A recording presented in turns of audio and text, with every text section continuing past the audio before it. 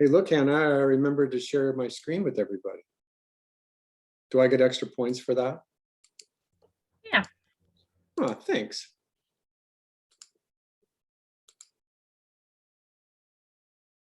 Okay, so this is Santiago, and I already had some of them downloaded, so let me bring up Santiago's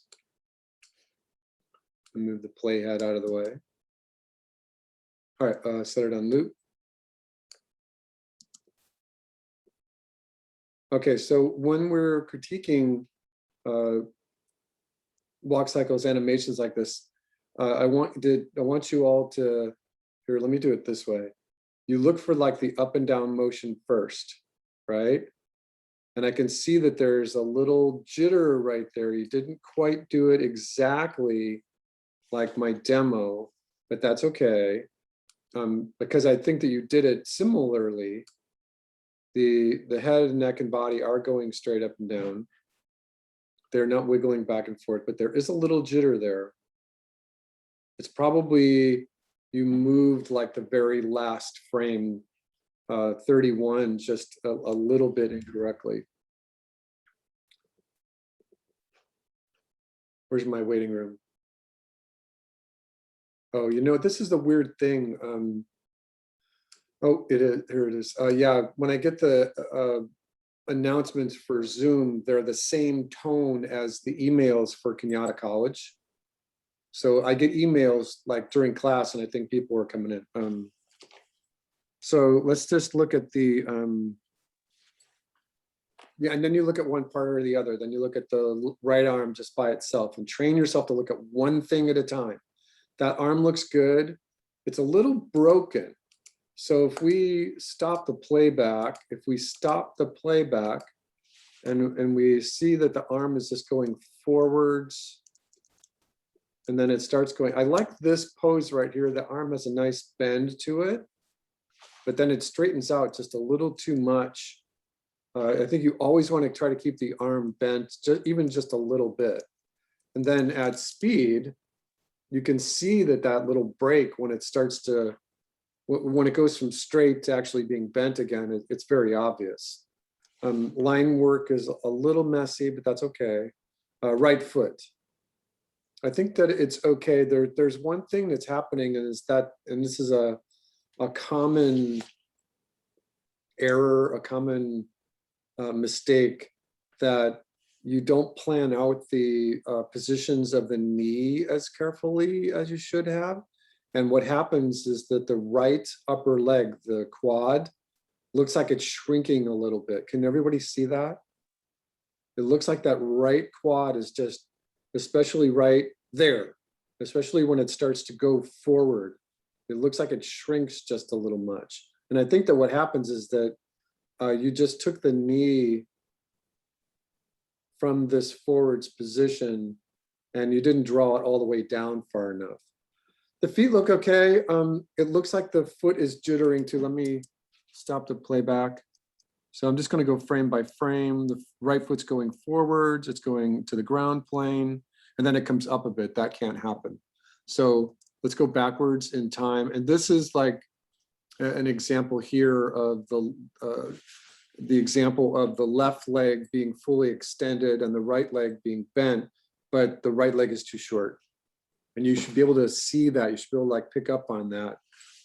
I think that it, you know, in something like this at this point, you can fix this. I would put the fix on another layer. If you did it like I suggested, of making sure the foot was working, then all you have to do is kind of reposition the upper and lower right leg just a little bit. But take a look at this foot. I'm going to go backwards a couple frames and now forwards.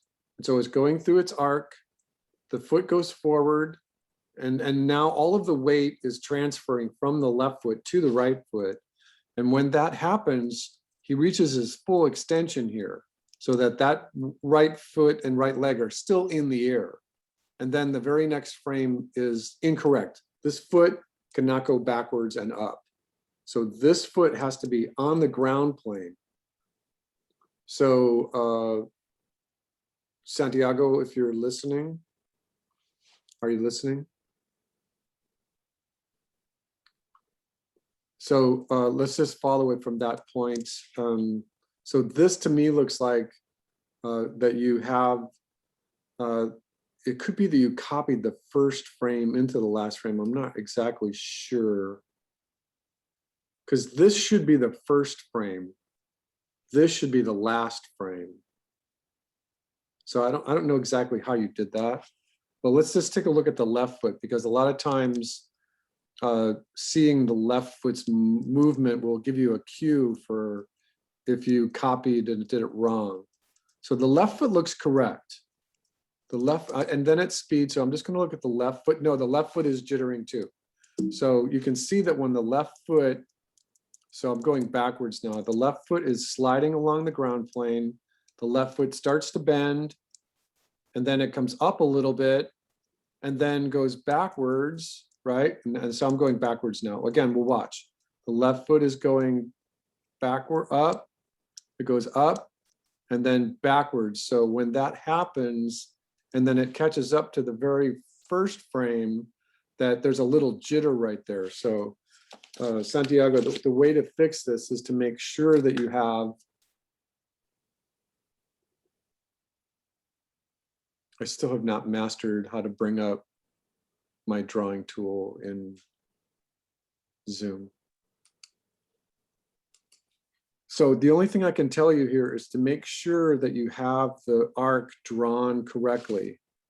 Make sure that you have the flatness on the ground plane and that you're following frame 17, frame number 1, exactly in the middle is frame 9, right? And exactly in the middle is the middle. So then you put 5 and 13, and you make sure you use the ankle positions to double check, because your front foot is jittering back and forth and your left foot is jittering back and forth as well.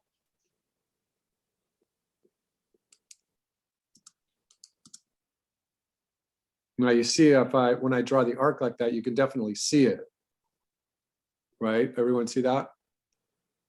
All right, so that needs just a little bit of touching up. All right. All right, Zaylee.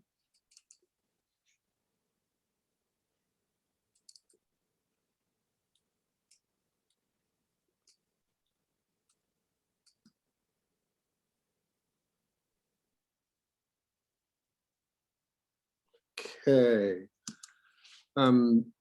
So I'm just going to look at the head's working okay. The right arm is working okay. Left arm is okay. All right, let me check. I think it's working okay, but something's catching my eye. First frame. Oh, I don't know.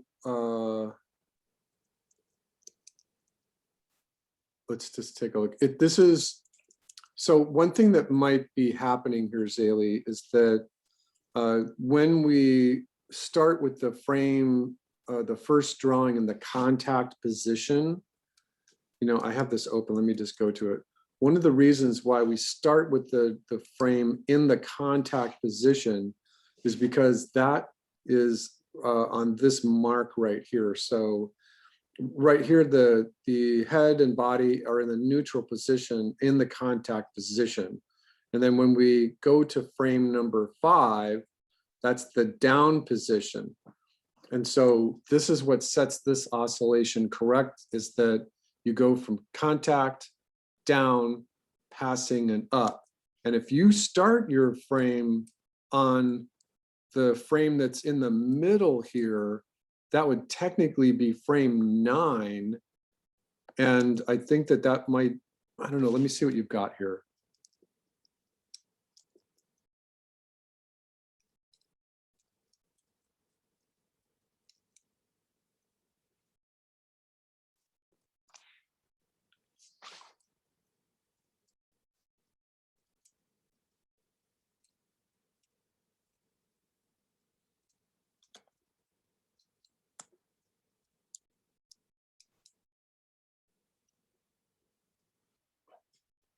So Zaylee, do you have all 16 drawings done in here, or is it just 8?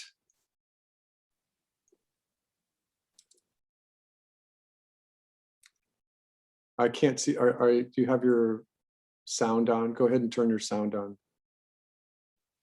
I think I only have 8. Okay. So I think that, you know, when I did mine here, my demo, I had the head, neck, and body. And remember what I did is I copy and pasted it in every single frame, right? And then I followed my little key up here, and on frame 5, I put it down. And then on frame 9, I left it alone. On frame 13, I put it up. And on frame 21, I put it down. I left frame 25, I left it alone. And then 29, I put it up, equal to what it looked like in frame 13 with our onion skin on.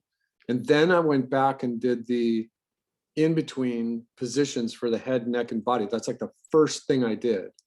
And what the reason why I did that is because we need all 16 of these positions to work correctly before we start drawing the legs, the hands, the arms, the feet, whatever it is. And so if you've only got 8 drawings, you're going to have to go in there and copy and paste the head. Make sure you do that correctly, right?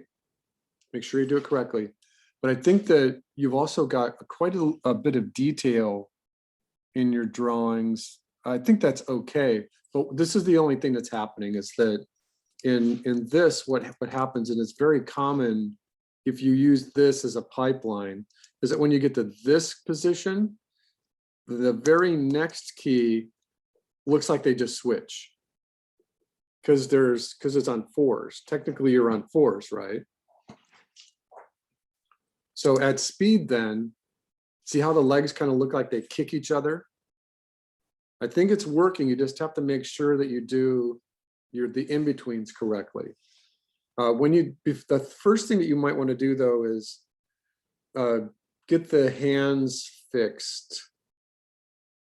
It looks like the right hand just kind of goes off the arc a little bit. It looks like you have it on, you have the arc drawn correctly, but then you weren't following it. And so that the hand right there at the end,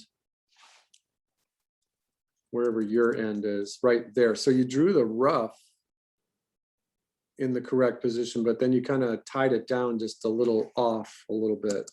I think it's working. You just have to get it on 2s. Get it on 2s. All right, Zaylee, everybody. Wet fat flippers for Zaylee. All right, back to classroom there. Hannah.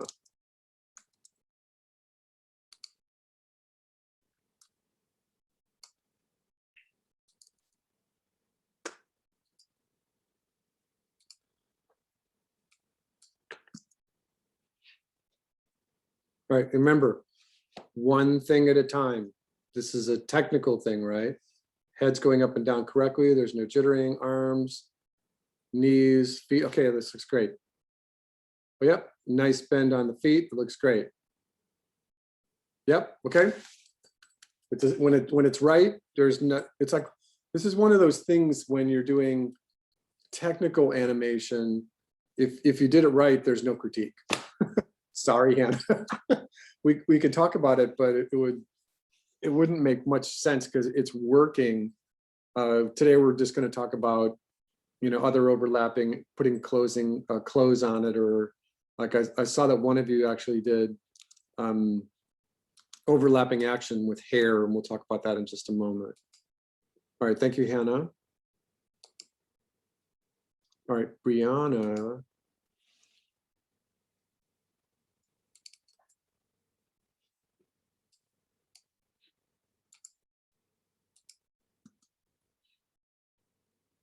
Okay.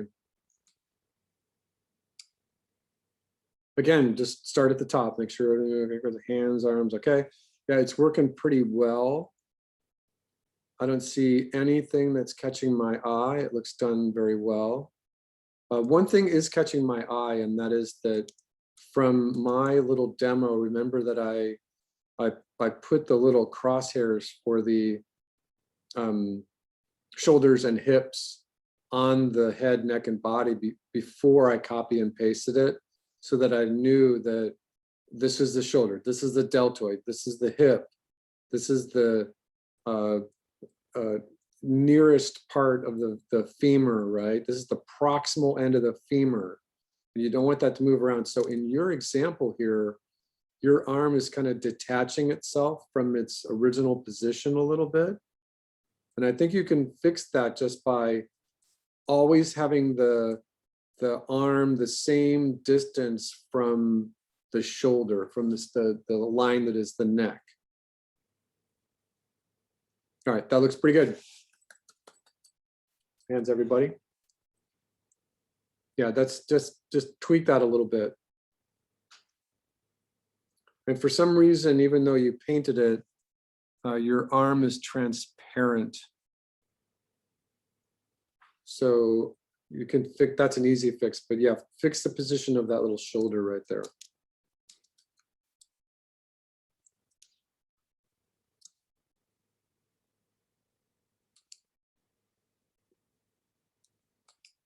All right, Ria.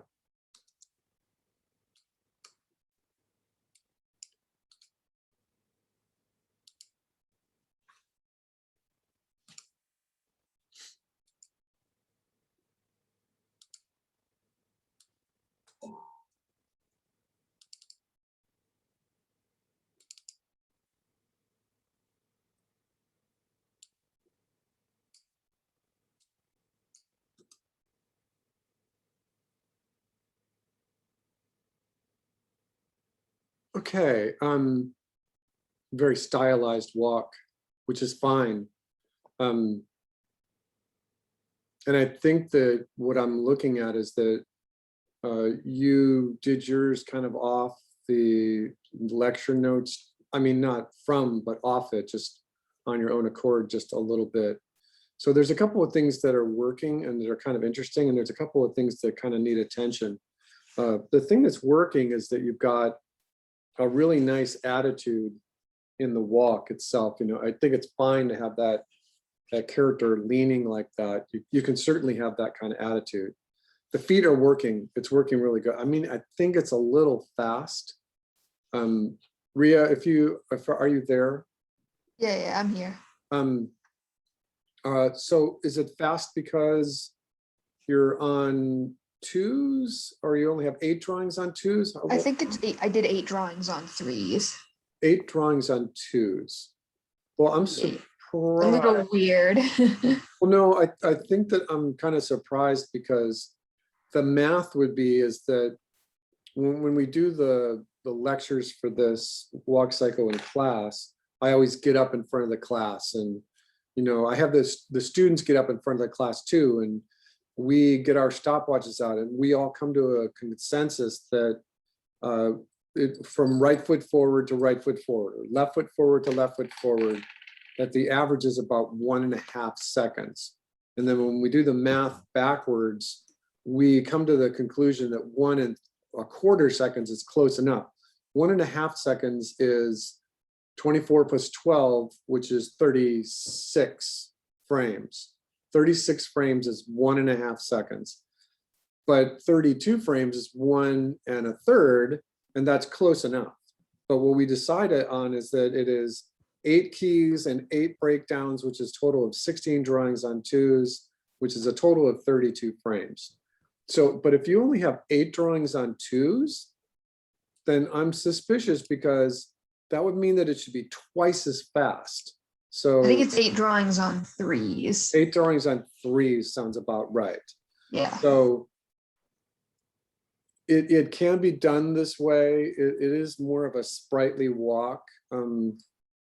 Were you in class last week? I think I was. Yeah, you were here. Yeah. So you did it right, but like completely different than how I lectured about it. Oops. Have you done walk cycles before? I've done a little practice before, yeah. So this is an example of someone that's animating and drawing just using and I imagine that you did this, that you just started drawing number 1, went to drawing number 2, drawing number 3, and your numbers are 1, 4, 7, 10, 13, right? Yeah.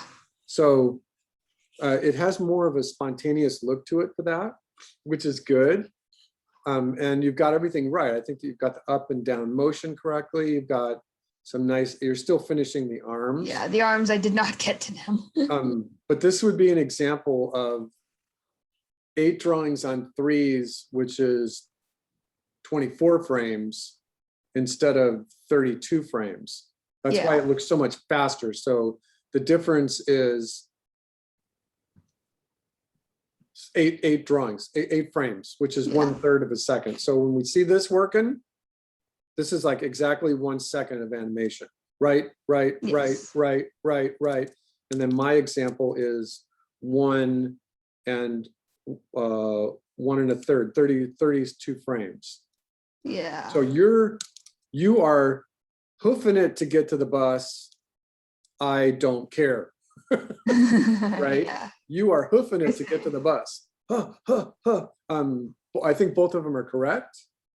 Yeah. Just different walks. It is different, and I think that what you have done is you've definitely controlled your volume so that your head doesn't look like it's getting too small.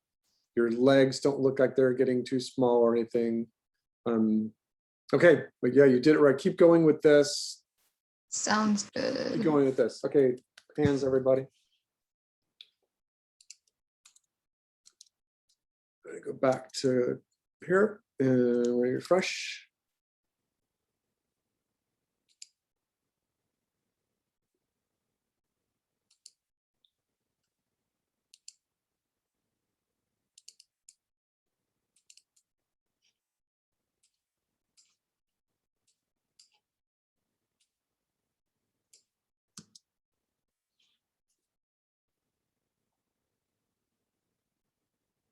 Okay, yeah, follow it all the way down. Head, neck, body, hands, arms. You've got a little bit of detachment, Jeanette, from the upper arm to the shoulder. And what I'm doing now is I'm just kind of placing my cursor here. I think that the arm is okay. I think it's just that on a few frames, you haven't extended the lines up. In other words, the elbow doesn't look like it's moving out of being uncoordinated. The hands look okay. The lines look a little thick in places. The drawings look a little messy in the back. That's okay. The right foot looks correct. The left foot looks correct, but I think that what's happening is that you've got such a variety of line weights in the drawing of the foot and the away leg. Now remember, I made mine very light, right? I'm sorry. I made my away leg just very light so that I didn't get into too much trouble with it. You made yours darker. And so what's happening is that it's shimmering a little bit. It's not strobing, it's just like wiggling a little bit too much, especially when the left foot comes into the forwards position, because the lines are just a little too thick right there. It's correct, but I think that tying it down is going to be kind of a challenge. It might be easier to redo that away leg, to redo the left leg right on top of where your arc or your layout should be, but it looks correct. I think, yeah, I think I had trouble drawing the legs and keeping it like the same. So like that's Yeah. why a lot of it is very sketchy, and then I didn't have time to clean it up as much as I wanted it to. A lot of times when I had difficult drawing. I don't know why. yeah, I understand. I think that a lot of times, you know, I've taught this walk cycle maybe 80 times in my whole life. And it's not like I'm automatic about it or anything, but I watch how other intro to 2D animation teachers teach theirs. And I'll never forget like the the one teacher that was teaching in Flash, and she only did 4 positions and let Flash do all the in-betweens. And it was like this weird thing where in order to get frame number 31, you had to copy and paste frame 1 into frame 33 and then do the in-betweens. And then she was like screaming at the class saying, okay, everybody, remember you have to delete the last frame when you're done. And it was like that always like, it was strange to hear that when you're doing a walk cycle is deleting the last frame. What I did when I was doing my foot with copying and pasting it was because in a 2D animation class like this, one of the things that you always want to do is control your volumes. And copying and pasting that foot is going to make sure that the foot's volume is not wobbling around too much. So on a new layer on top of that, you could just very easily just copy and paste the foot and then fix it in the back position where it needs to be bent for those two or three drawings. And then I think you're good to go. Okay. But it looks okay. You just have to figure out a way to tie down those away leg positions just a little bit. Okay. Right? Hands, everybody. Hands. Hands. Randy. Yep. Are you using a rough animator? Yeah.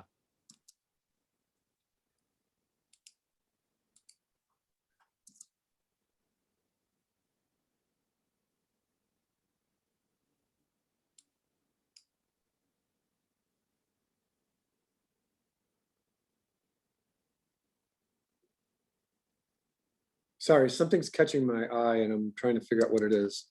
So I'm just going to go forwards. I think your head and body are correct. I think your head and body are correct. There's something technically wrong though. So I'm at the first frame and I'm going to go forwards in time. So just be careful. I think that the first thing that happens here is that when you're in the down position, right? Right? Uh-huh. Are you listening? Okay, so when you go into this down position, do you remember what I said when I was talking about this little asterisk right here? And these 3 little stars, remember what I said right here? Something about like they land in the same spot. Say it again. Something about like they always land in the same spot. No.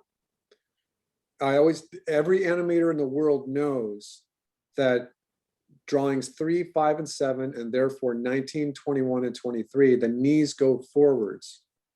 So when you're going into the down position, both knees go forward for the key, and then therefore for both of the in-betweens as well. So when we look at your drawing here, your knee just goes backwards. In this drawing right here, which is your technical drawing 3, this knee right here where my arrow is, should be going forwards from this position. It's the oddest weird thing, but just think about it this way. All right, Randy, are you ready? Yeah. The body and the leg are made of Tinker Toys. And if the body is going down and the foot is starting to come under the body, there's nothing else that can happen except that the leg needs to bend. And if the leg is bending in frame drawing number 3 and drawing number 5, the knee has to go forwards. So when we look at this at speed, your legs shorten. Your legs just kind of shorten as they go underneath the body. Can you see that? Here, Yeah. So look at it, look at how you've got it, and then look at the way I did mine. Oh, hold on a second.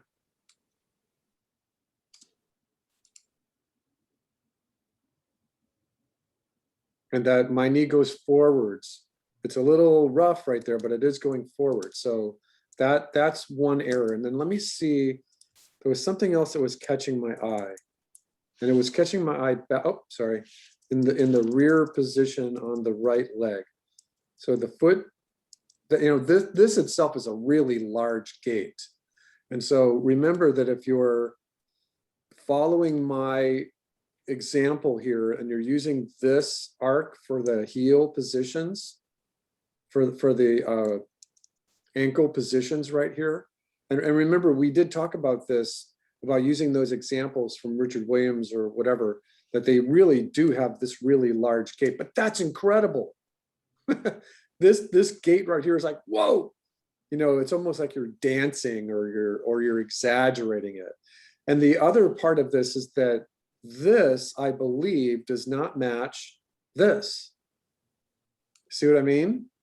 So this is drawing 1, 3, 5, legs are shortening, 7, 9, 11, 13, 15, and 17. And you should be using the same silhouette for drawing 1 that you use for drawing 17. And then right here, instead of this foot, the right leg moving forwards, it just shortens. See it? Yeah. It's just shortening. It's like, how do you do that? Sometimes in my classes, what I'll do is I'll call that telescoping. But this is a really, really good example of the leg telescoping. And the other problem here is that, well, the left knee, the purple knee, does appear to be going forward, but it's not. But yeah, you're right. Your right leg is telescoping. And then it kind of catches back up to itself. Oh, and then it goes backwards. So you did one drawing that's in the absolute incorrect position. And I wish we could turn the frame numbers on here, but play along here. So this is going into the up position and follow the right leg. Are you watching? Yeah. Okay, watch. So the right leg is going forwards. That's on 2s. And then it's going forwards again. So this would technically be drawing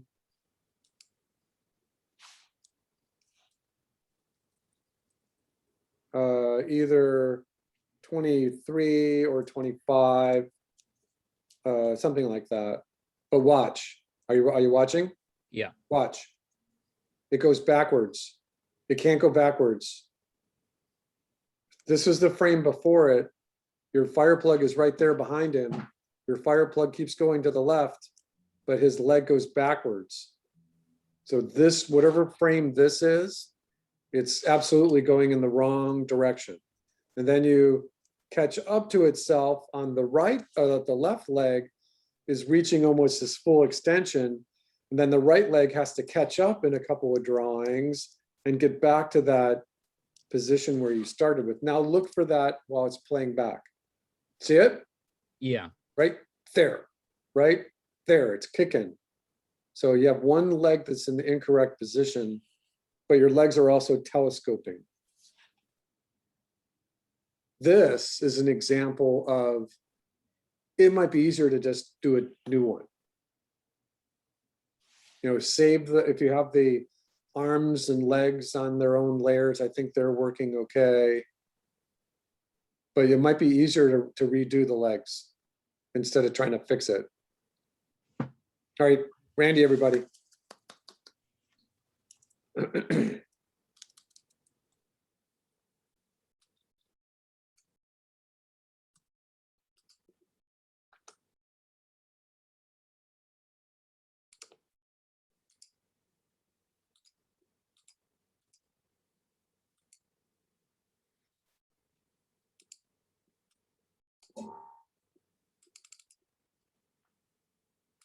All right, this is Rachel. Yeah. I like how I tell you all to do just roughs and you clean it up and paint it, and it's ready for the big screen.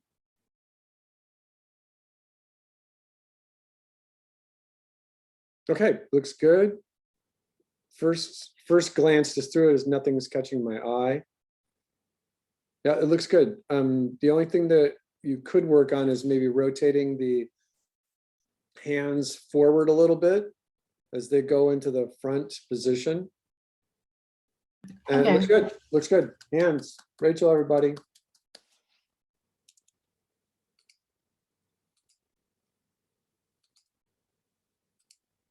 And Evelyn.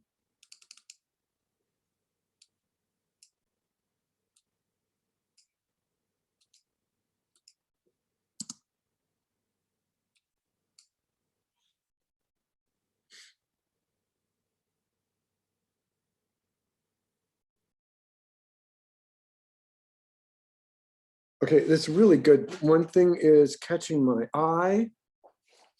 Let me route it out. Stop it, stop, stop, stop. Stop, why can't it pause? Stop. All right, frame number one. Your contact position is incorrect. So this is not frame number one. This is frame number 9. And you knew that. Have you done walk cycle before? Evelyn? Variations of it, yeah. So if this is, so I have to like recalculate my positions here. So I'm going to go forwards in time. So this is your contact position. And I'm just looking at the leg positions.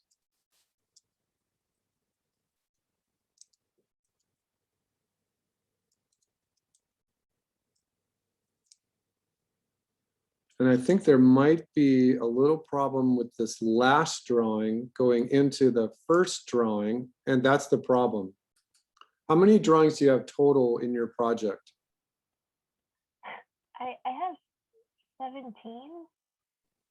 17? Yeah. Yeah, that I think that's the problem because you should have 16.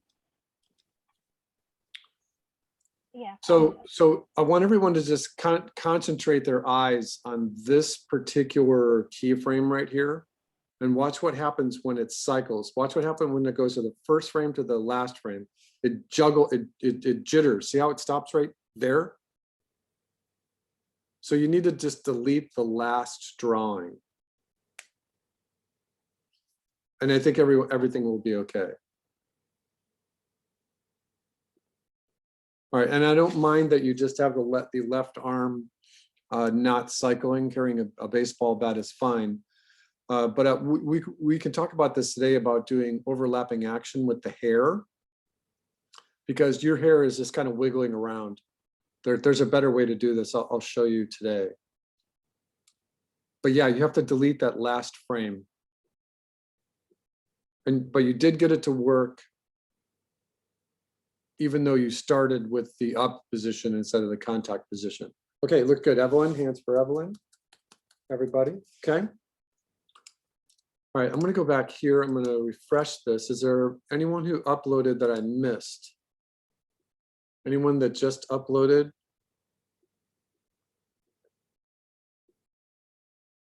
Jeanette.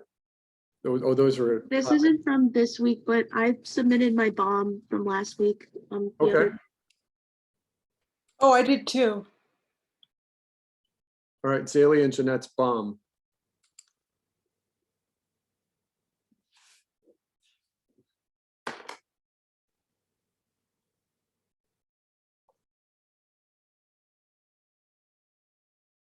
Oh, yes, you did.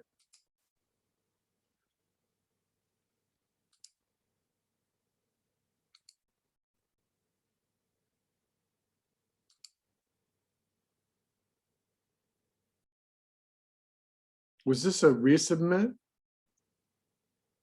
Zaley? No, I didn't have it last week. Oh, that's right. That's right. Okay, I think that looks pretty good.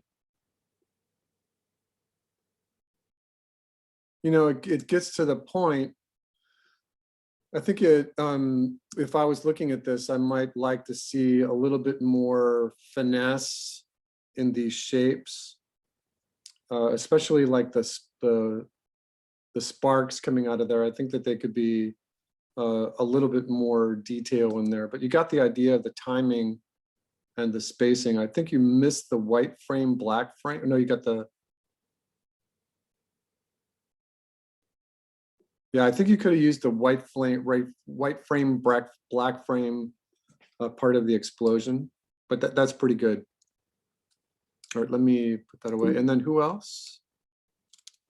Oh, I did. Jeanette, okay.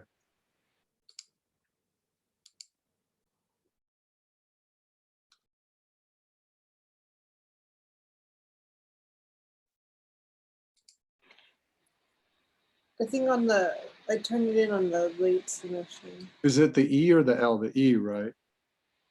Yeah, it was the other one. It's the same. I just cut off the last part.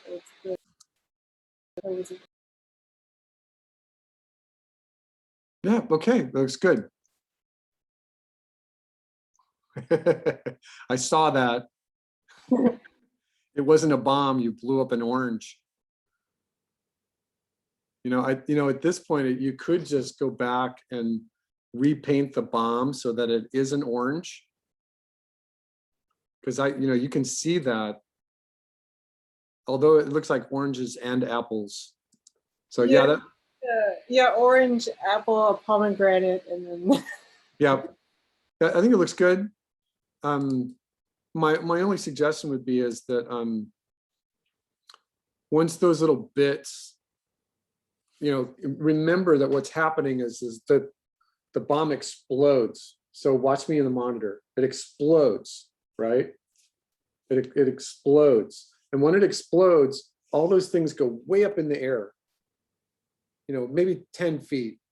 And so they've got to go all the way up, stop, come to a vertical halt, a vertical key, and then they've got to come back down again. So just go ahead and put a 36 or even 48 frame pause between this, where they're all going out, put a 48 frame pause right there before this frame comes in, because they're still up and coming back down again. You have them falling way too soon. oh, okay. And then remember that the bigger pieces could bounce. They all could do one little bounce. Other than that, it looks good. Thank you, Jeanette. All right, let me. Okay.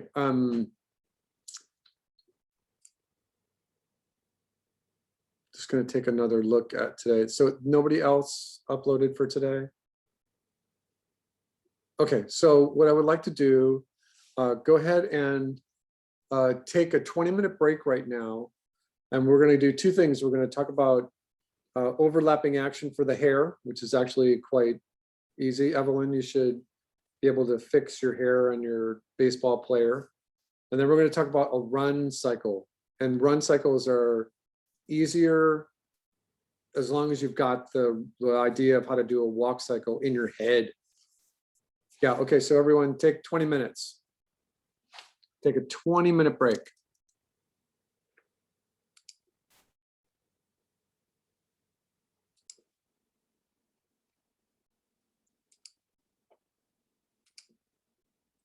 There's the white dragon. It queued up. It's all ready to go, everybody. If I started to play it, I wouldn't be able to put this on YouTube. Okay. All right, so I want to go over a couple of things here. First of all, remember that this was recorded from last week, so that if you want to go back and look at any of the nuances in there, you can do that. Let's play it, and it's looping, I believe. So what I want to do is I want to critique it again. I'm looking at the head and neck and body are all fine.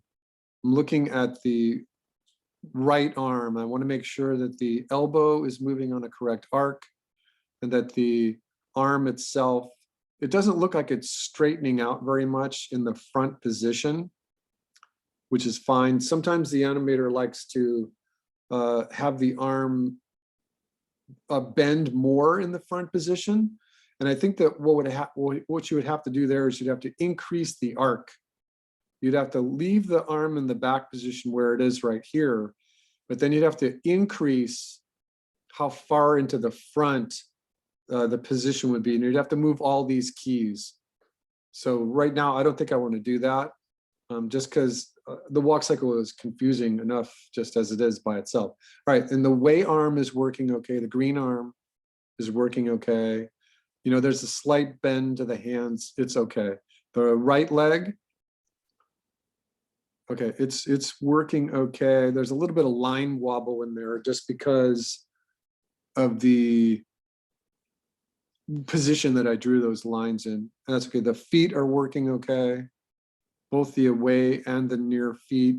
All right, and so I don't think I need to go over any of the other things that we drew on our layout. So I'm just gonna pause this. And I'm gonna go back to frame number 1. Now, the thing that I wanna do here, I wanna do 2 things. I wanna talk about just tying down the positions here for the leg and arms, hands and feet, just to give you an idea of one way to do it, because this is rough. You would still need to go back into this and put a new layer and draw a final finished drawing. You might want to put clothes on this character, and when you would put pants or a dress or a shirt or a coat or something, there certainly could be some sort of overlapping action, which we'll go over here in just a minute. But let's just talk about one little trick. And the trick here is I'm going to open up another layer. And this layer, I'll just leave it right there. That's fine. On this layer, I'm going to, all right. So what I'm going to do is I'm just going to pick my brush. I'm going to pick a cleanup color. Let's pick something like that, the deep purple, and we'll drag this over here. All right. So what I want to do is I want to figure out what this upper leg looks like just as a unit. And the thing that I want to put out there for everyone is that remember that there are bones under here, and your leg really should not be telescoping. It really should not be shrinking in size or anything. And so we're not going to put clothes on it. But what I want to do right here, and what I used to do when we did this in Flash, is I would just draw like a geometric oval in order to make this point. But for here, let's just draw it. So what I want to do is just get the hamstrings. Oops. I want the line to be just clean. And I want the quads. And we'll bring the kneecap into this drawing as well. So I'm just going to take that. And so remember, what you can do is you can locate the pivot point on the hip. And for this, you could create a pivot point for where the patella, where the knee is. And so what I want to do is I want to just copy and paste this. Oops, hold on. So we're going to copy and paste this into place and see if we can get it to fit over my leg and help and aid us in the cleanup. All right, so I'm going to paste it here. And now I'm going to align it. So one thing I could do is I could move the pivot point to my crosshair, move that down, and then rotate it so that it's on top of my blue drawing. And you can kind of see this is a nice way to analyze what your drawing looked like. It looked like my leg was actually telescoping a little bit as well. All right, so I'm going to copy this. And we're going to paste it. And it's funny because I was doing this exact same thing last week, but it was pasting the thing in the layer name, this stupid program. All right, so this is going down. This is drawing number 5. This is our main down position. And now I want to rotate this out. And I'm going to copy it, add a drawing, paste it, move the crosshair up. And now the leg is starting to come back. So I'm just putting it right over the top of my blue line. Copy it, paste it. Get the crosshair working. Put it right where it should be, copy it. Okay, up a little bit more. This is drawing number 11. Rotate it. copy it. Paste. This is 13. It's the main up position. And the patella looks like it's in a good place. So it looks like I didn't make too much of a mistake while I was doing this. Now it's going down a little bit. Oop, down a little bit. And remember that this is, just put it over the blue drawing.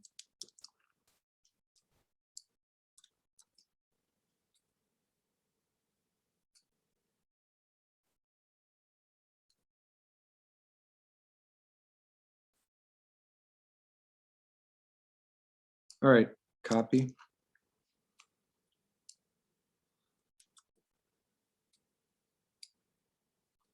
All right, this is where the knee is going forward. In this 19, 21, and 23, remember, that's where the knee is going, both knees are going forwards. Copy.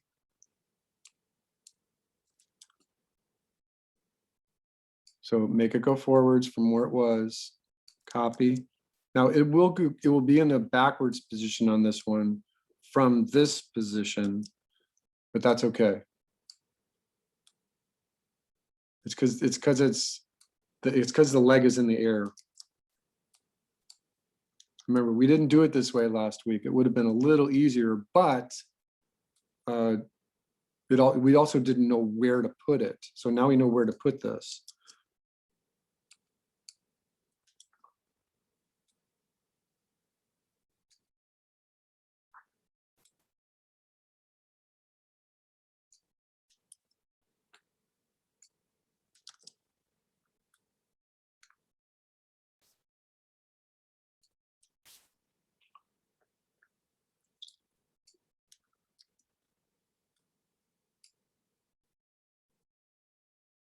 All right, save. Let's take a look at just what we did there with our fix, with our cleanup. All right, so you can kind of see that if we go frame by frame,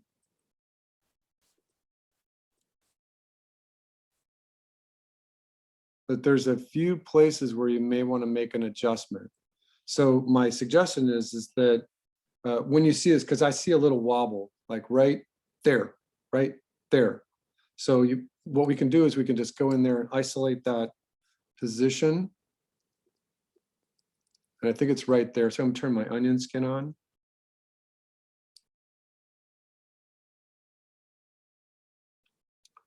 And I want just a drawing before and after. And I'm going to zoom in on it.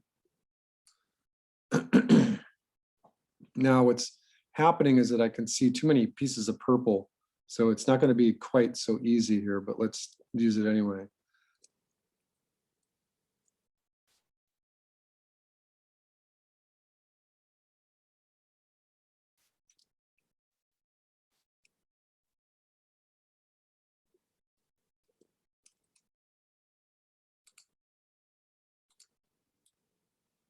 I think this is the one. Oh, hold on, my computer is waking up.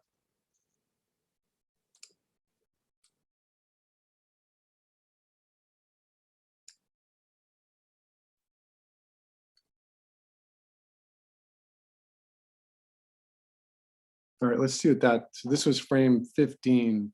I might have made a mistake on frame 15. All right, I think it's still tweaking a little bit. Let's take a look at it. I'm following along just with my blue line right now. Going backwards, forwards, forwards, a little bit more forwards, forwards. Okay, so let's try one more time. Backwards, forwards. This one, we're still on, now we're on frame 17. So even though frame 17 was my copy of the key, there's something just that needs to be tweaked about this particular position. And this always happens. In Maya, you would be able to see this in your graph editor. Here, we're just doing it visually.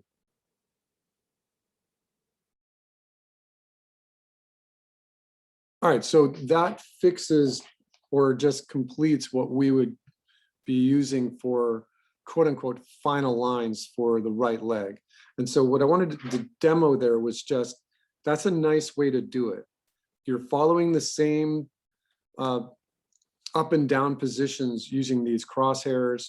You're making sure that the leg is not telescoping. You could repeat the same actions for the lower leg. You can just copy and paste the shape of the foot for any of the feet that don't have the bent foot. And then you've got more of a solid structure underneath it. My suggestion then would be is that then you could open up a new layer on top of it and do your cleanup on top of that. All right, so that's what I wanted to do with that portion. All right, so now what I want to do is we want to talk about overlapping action for the hair. So let me isolate what layer was my layout, and that is layer number 1. All right, so we're going to be on layer number 1 here, and we're going to pick, so I'm drawing on the partially obscured. I'm going to pick some orange color.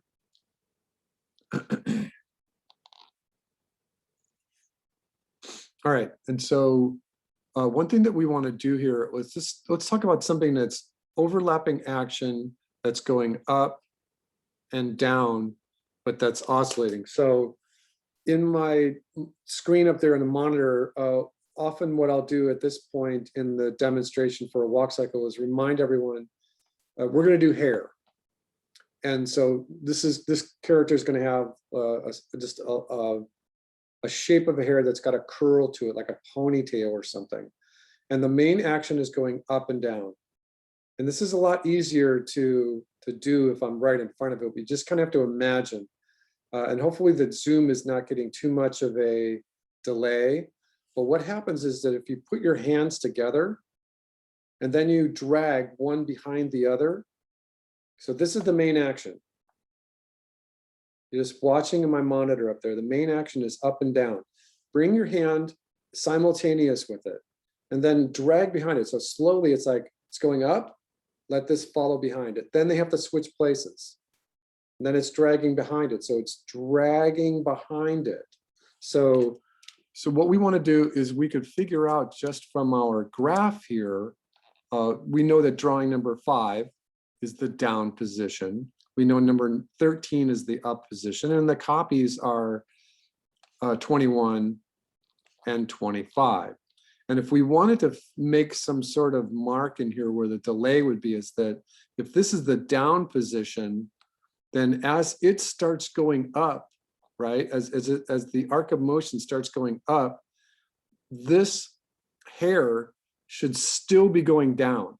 So if I put like a little mark right here, it should still be going down. Now, if my hair is going up, as the head is going down, the hair should still be going up for a little bit. And that affects both drawing number 5, and I'll put a little dot there, and drawing number 7. So while the hair is still going up on 13, the hair would still be going up on 13 and 15. And it's good to think about this mechanically first before you try to do the overlapping action, because it'll end up looking random. I think that from my experience that it takes about 25 or 30 or sometimes even 50 walk cycles in order to be able to do the overlapping action unconsciously. Okay, so the head is still going down, so the hair would still be going down on 21 and 23, and then on 25 and I'm sorry, this is 29 and 31. So that's the key points of the overlapping action. It's a drag. So it's part of the principle of animation called drag. If you have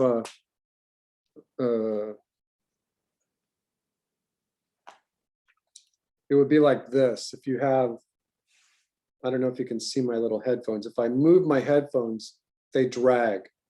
So it starts to move, and then as soon as I stop, it follows through 2 or 3 drawings afterwards. So let's just plan this out on our layout. We're going to just give this character a ponytail. So what I want to do is I just want to draw it on the layout.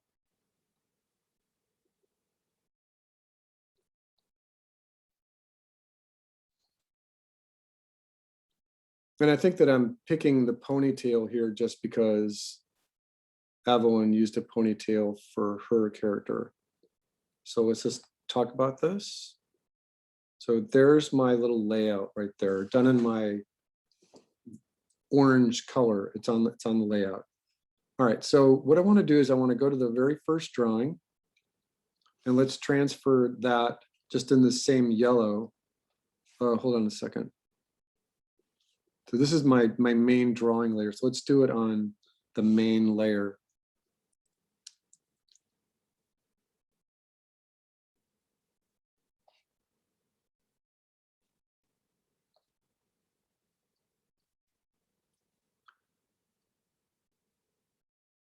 Okay.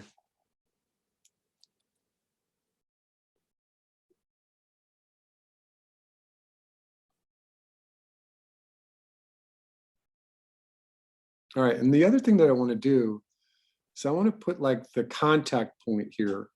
You know, when we did our pendulum, we could have done like a tail wagging, and that might have helped us a little bit to understand this, but this is mostly kind of like a tail wagging. So what I want to do is I want to put this contact point there, and I want to make sure that it's in the right place. So I'm going to just go forwards in the keyframes and make sure that that little contact point is in the same place every single frame first before we get started.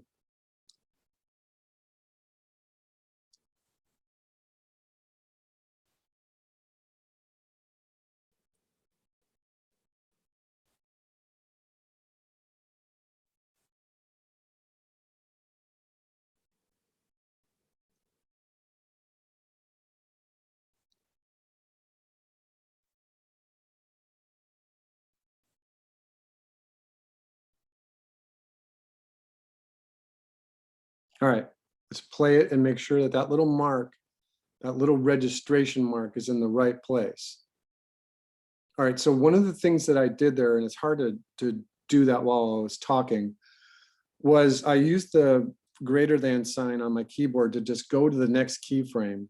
And I knew that while I had my onion skin on and I'm drawing here, that I could see where the other drawing was. Hold on a second, I'm on the wrong layer. So I could see where the other drawing was. And I knew just by looking at the distance that how far this was going down and up from each other, that it was a good pencil thickness away from each other. So I knew that all I had to do is kind of go up a little bit. It's moving up, okay, go up. And so that's the first thing you want to do is get that little contact point in the right place. So then on your main layer, what I'm going to do is I want to get these next 2 points, like where the ponytail connects to the hair, connects to the head. So let's do that. Now they're going down. So just do it in steps. Just get this working first. Get the down position. Now it's going up.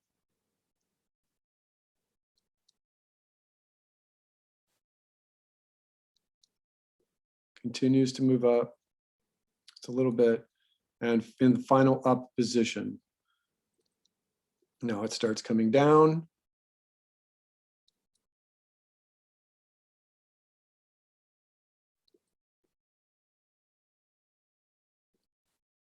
And now we're at 21. It's our main down position. Now it starts coming up.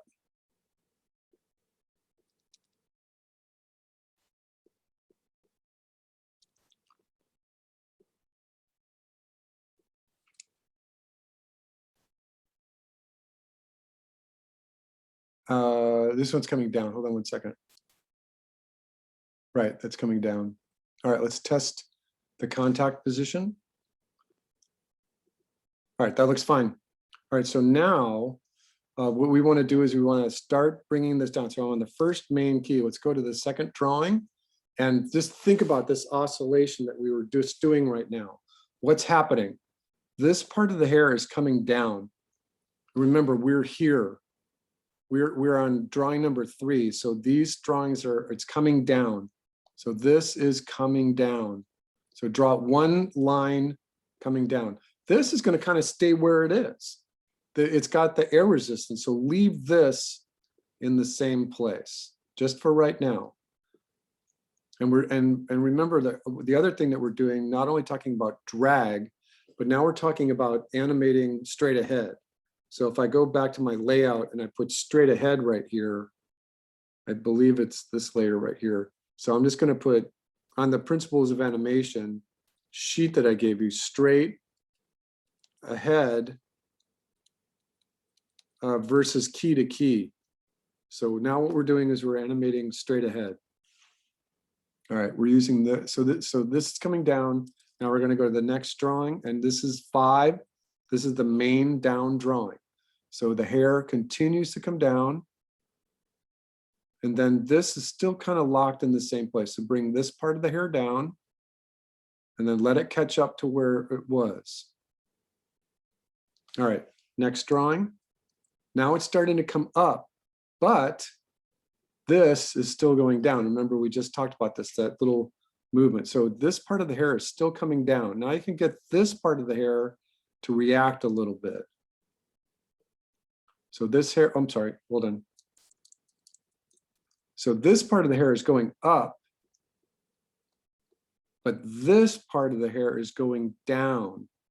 That's going to be the difference right there in drawing number 5 and in 21, drawing 5 and 7, 21 and 23. So continue.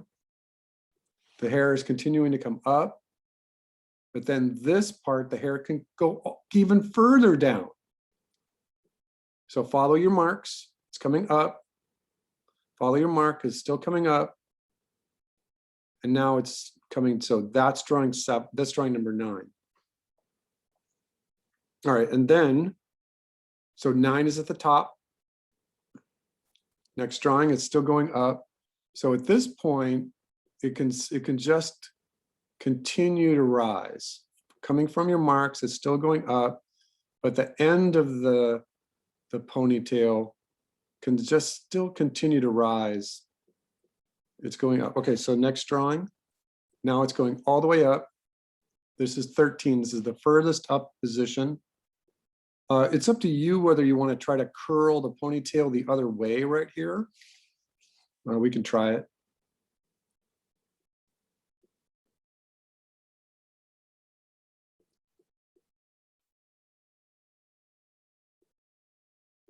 And remember, we got to get it to hook up to that first drawing. So now it's coming down. So now it's just coming down, but this hasn't done anything yet. So we're just going to leave it where it is. The air is still resisting it a little bit. Next drawing. It still has resisted. It's still going up a little bit right there, but this is going down. And I'm trying to draw this like hair instead of just straight lines. All right, then the next drawing. Now it's coming down. So 1 pencil width of a hair. And now you want to start getting it to go the other way. Now, this drawing here can start to react. This can be a little straighter. We're going to start animating the tip back into that position. Now it's going down here.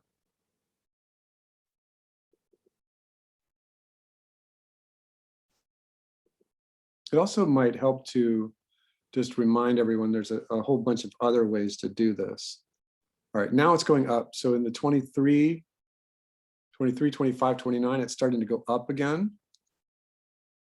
And now it's when we can get it to start reacting into the drag part of it.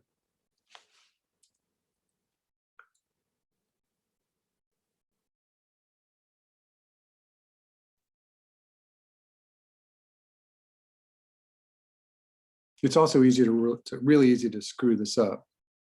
And, you know, a lot of times I would do this on its own layer just so I could turn it off and start over again.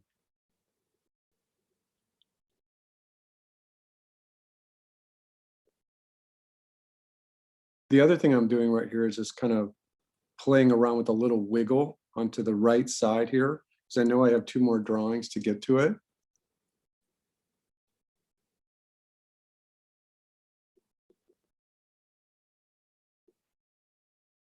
And the last drawing.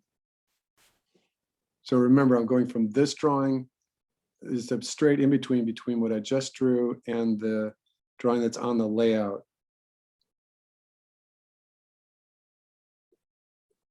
All right, let's see what that looks like.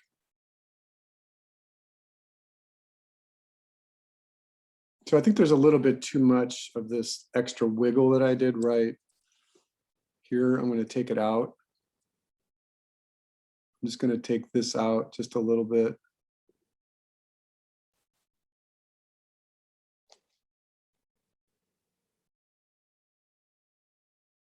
All right, so again, that's recorded so you can see what I was doing there. It's just one way of handling overlapping action. Remember that, or drag and overlapping action, doing it straight ahead.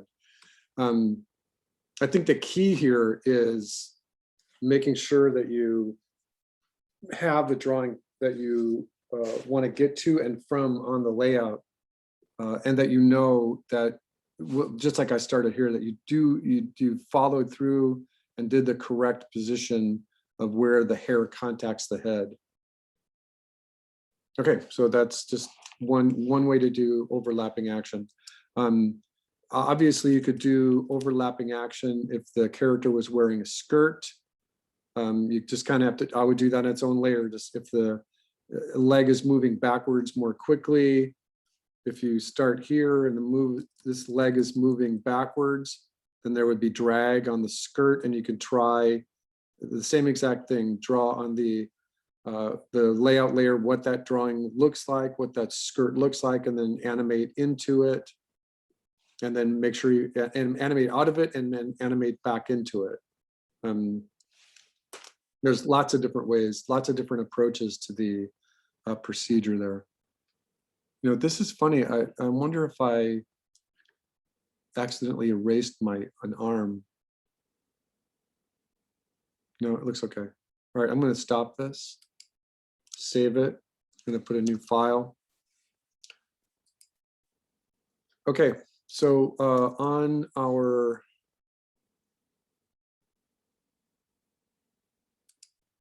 run cycle. Well, a lot of times what I will do in lecture in front of you is try to run in class. It's like, oh my God, this is the most dangerous thing to do. So I'm not going to try to do that on camera for you right now. This is Richard Williams again. Remember that what we had in our walk cycle was a total of 16 drawings, 32 frames. Contact down, passing up. In the run cycle, you'd have the same thing, contact down, passing up. But here, it's much faster. So he's saying that the run is on 6s, one step per second. And so in some examples, you will see run cycles that are a walk cycle that has a 10 frame drawing on 2s, or even on 3s, and then a run cycle is 10 drawings on 1s. But 10 drawings on 1s is a really fast run cycle. Think about it. 10 frames from right foot forward to right foot forward. That means you're running 2 steps per second. 1 second, 2 second, 1 second, 2 second, boom, boom, boom. That'd be a really fast run. And there are tons of different runs. You can jog, you can run really fast. I think that this here is a good example. This is an example of Richard Williams talking about varying the silhouette. You know, like in this drawing here, so even here you could see that he's got an arch in the back. So he's got the line of action changing from key number 1 to key number 2. And 3 is the same arc, and then 4 and 5 are arced the other way. This is a lot of motion. You can see in here that he's got different kinds of leg positions. The really nice thing about the Animator Survival Kit is that Richard Williams will give you tons of different runs to think about. I don't think this is Richard Williams.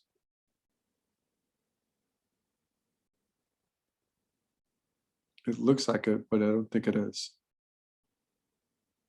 All right, so let's go back to our Richard Williams. Contact down, 2 downs, and then passing up.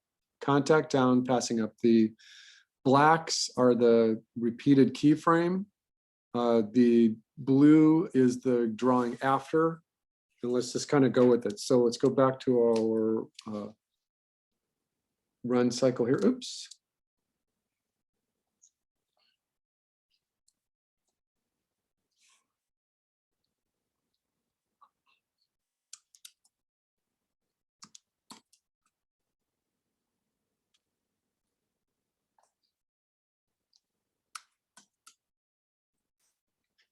All right, on the background, we're just gonna pick that earth tone, just put it back there.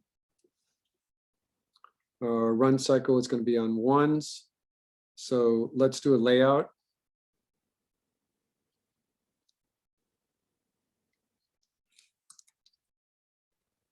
Oops. Put this under the background. And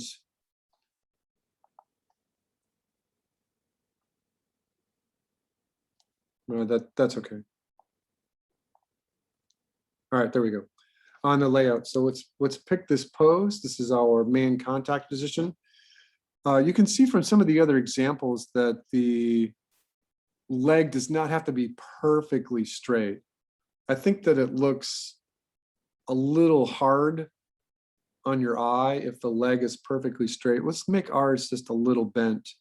You know, here he's talking about using a run cycle or like a jog cycle. But even in the other examples here, that contact position is doesn't have a perfectly straight leg. So on our layout, right about the first third, let's get the character drawn in there, the head, line of action. Now it's important, I mean, we already talked about this forward lean here in a walk cycle, but in a run cycle, the forward lean is really, really pronounced. In our example, you can see that it's a good 30, 25, 30 degrees right here. Boy, in this example, look, it's like 45 degrees. Here it's 30. And you can play around with it. Here's the Preston Blair. This little boy, it's almost 50 or 60 degrees. This one, it's like 45 degrees, you know, and look what he's doing here with this. This is fun. This is kind of a strange attitude walk from the Tony White book. All right, and this example here is using the same kind of changing of the line of action, flipping the line of action back and forth. I don't think we need to do that. Let's just do a straight walk or straight run. Head, line of action is leaning forwards. You know, you could put this lean in there if you want. Kind of look at what you've got. He's got like I don't even know, just a cylinder for the body shape. We can go ahead and use our little bean shape. That would be fine. Right foot forward.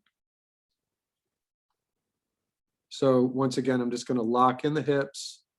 I'm going to lock in the shoulders. I want the leg to be slightly bent.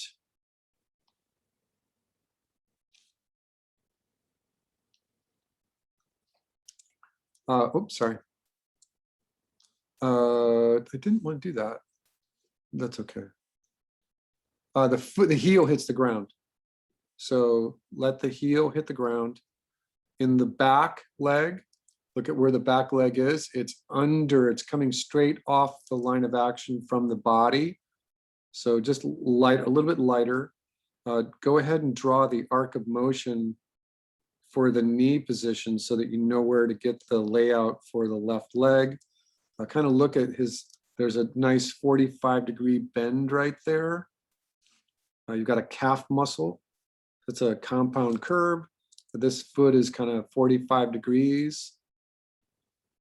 Kind of give it a visual look. Are the legs the same length? It looks okay. Right leg forward, that means the left arm should be backwards. So you could draw your little circles here. So upper arm and the lower arm. I think we should make the lower arm, the upper arm just a little bit longer. The elbow right about there, that's good. All right, so he's got his at about 60 degrees. And the hand is out. This is the right arm. And again, you can draw the arc of motion for the wrist so that you get the away arm in the right place. And here it's just kind of curled underneath him. So he's got the hand curling like that. So again, I use the wrist. This is the knee position.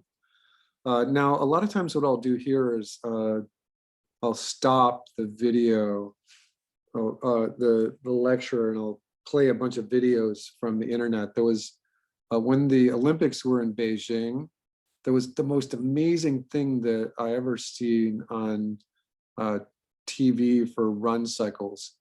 It was very interesting. I'm just going to put this on the layout layer.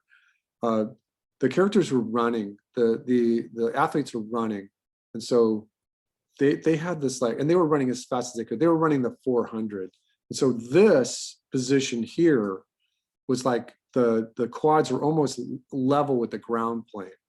And so their contact position was almost like this, right? But this position, their rear leg was almost like this. It was amazing. Their arms, they didn't have a lot of movement in the arms because they were conserving their energy. But the thing is that one of these athletes was wearing a pair of bright orange, like day-glow orange shoes, and they were running against a very dark background. Either the wood or whatever the platform is before the stands was very dark. And so you could see the camera was following right along with them so that the lead athlete, the lead runner, wasn't moving left or right in the camera, but the shoes were completely blurred. And so when we look at the arc of motion here for the green arc of motion for a regular walk, oh my God, the run cycle was incredible. It was like this. The little orange feet were moving like, oops, hold on. It was like this.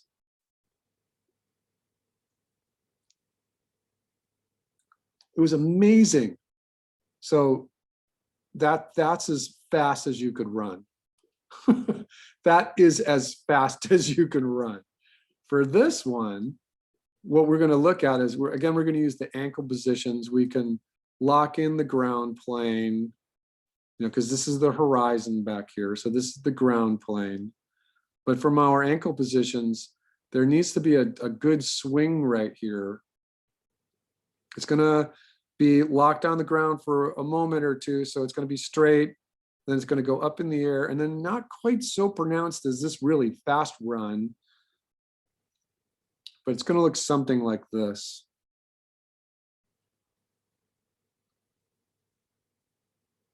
Something like this. All right. There was also this strange thing. Oh, and let's do the wrists right now too. Now, one thing that we did not talk about last week was that sometimes what we did is we have overlapping action on our hands and arms so that the hands have a 5-frame delay.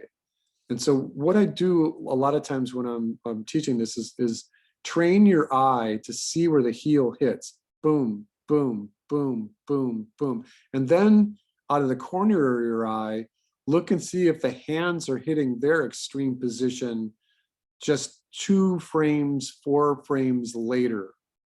And that gives you the essence of the true overlapping action. With this one, the easier thing about the run cycle is that the hands and the feet are going to reach their extremes on the same frame. So there's not going to be like this really distinct overlapping action that's different between the timing of the hands to the feet. It'll just be right on top of each other. All right, so we're going to do the same thing that we did for our walk cycle. This is going to be drawing number 1. And let's just go back and look at our reference. Actually, let me see if we can.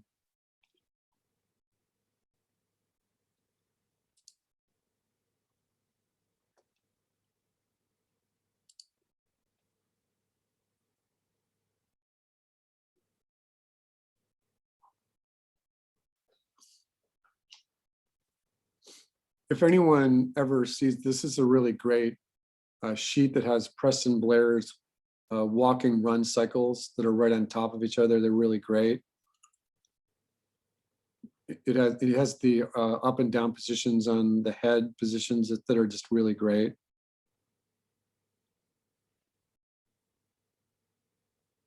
Sometimes they're a little too simple. In the walk cycle, the hands and the feet are like a march, so that there is no overlapping action, delayed overlapping action in the hands. So let me go backwards just for a moment.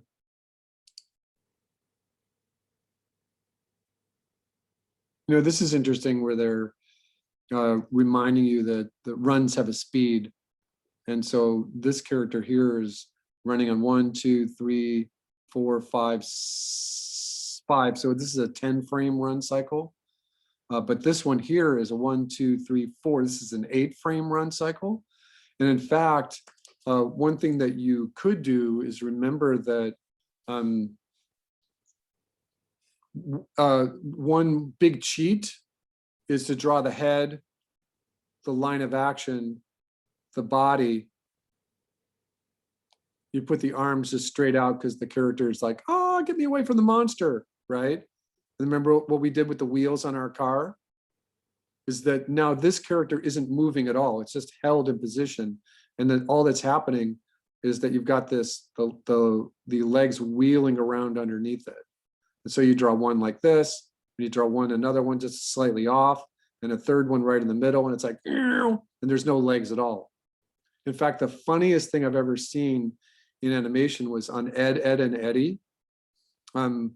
Ed was telling his sister Susie to go up to the house and get something for him, and she said no.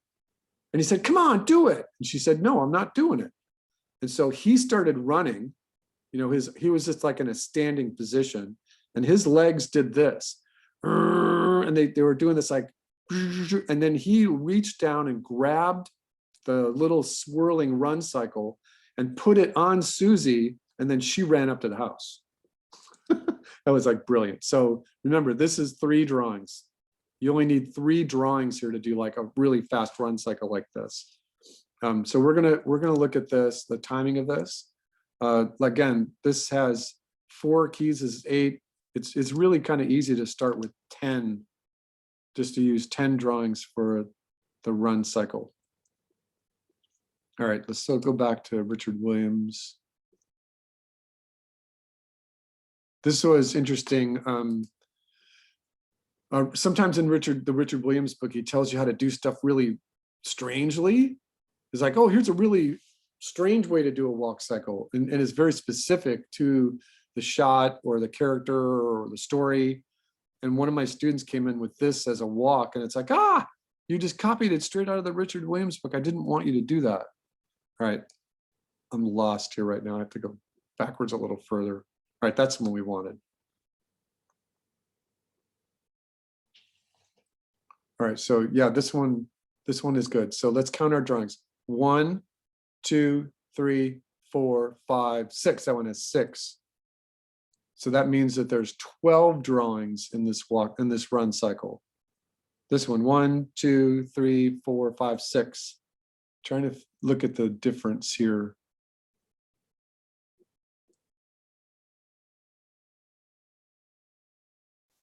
There is a slight difference. Let me find one that's just a little easier. 1, 2, 3, 4, 5, 6. All right, we can handle 12 drawings, that's fine. All right, so we're gonna use that one. So we have 12 drawings to get from the beginning to the end. So this is drawing number 1. And in our timing, the ankle position here is going to be, let's count that again. 1, 2, 3, 4, 5, 6, 7 is contact again. So this is going to be drawing 7. And so we divide it up. 1, 2, 3, 4, 5. I'm just studying this. What I'm doing right now is I'm looking at just the ankle positions here. And so the foot reaches the ground, it moves backwards a little, it moves backwards a lot, it comes up on the toe, it goes up in the air, it starts to go forward, it reaches almost forward or maybe even a little halfway towards the middle. And then the very next drawing, it's on the ground again. So it's 7 drawings to get to this position. So 1, 2, I'm going to do light marks 2,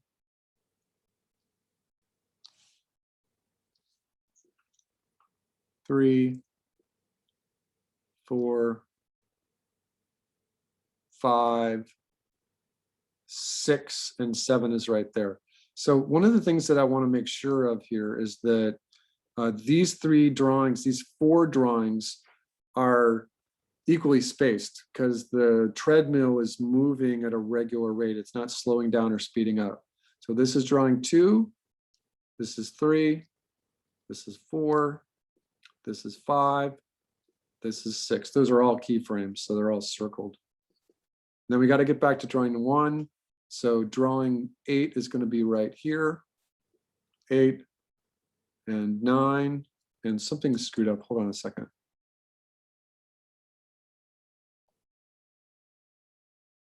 Oh, in this example, the arc is different. In this example, the arc actually kind of bends upwards a little bit more like this. So 8, 9, 10.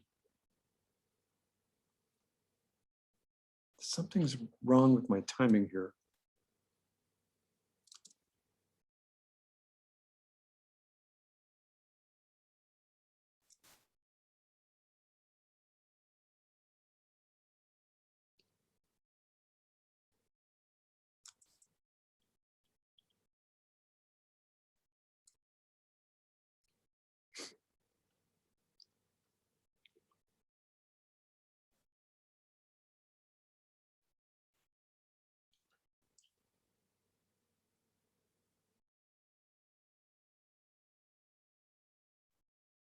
Oh, I see what I'm doing. Instead of I'm psycho right now. I was looking at 7 and copy to be 14. What we're doing is trying to hit 12 because 1, 2, 3, 4, 5, 6, 1, 2, 3, 4, 5, 6. 1, 2, 3, 4, 5, 6. Okay. So 8, 9, 10, 11, and we can let, even though it's not obvious, but the drawing that is right before it hits the ground can be, and actually can be in front of it just a little bit. So what I'm going to do right here is I'm going to go to I'm going to put another, oops, hold on, layer. And I'm going to I'm going to redo this little arc right here, and I'm going to erase the other one.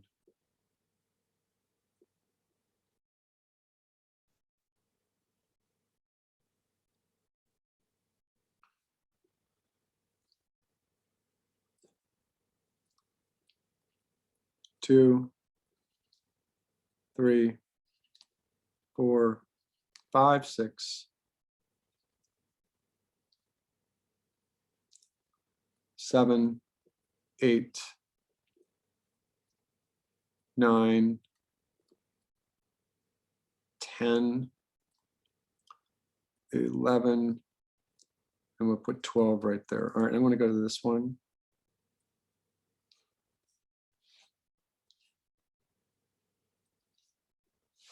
Uh-oh, I might have drawn them on a, oh, I did them on this one, that's right.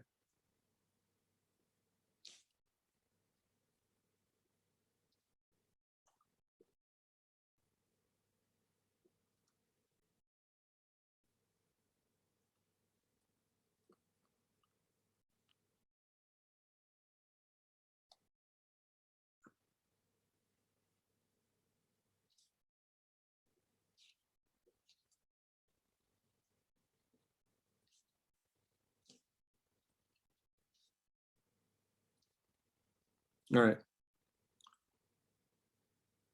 Okay, so run cycle, we're gonna just copy this guy. Oh, just like we did with the run cycle, and we're gonna do, on the walk cycle, we're gonna do the head.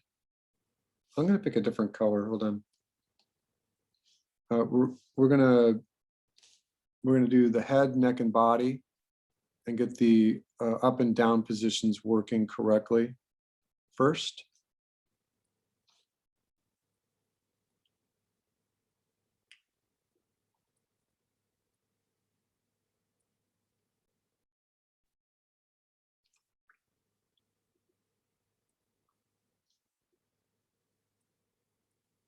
All right.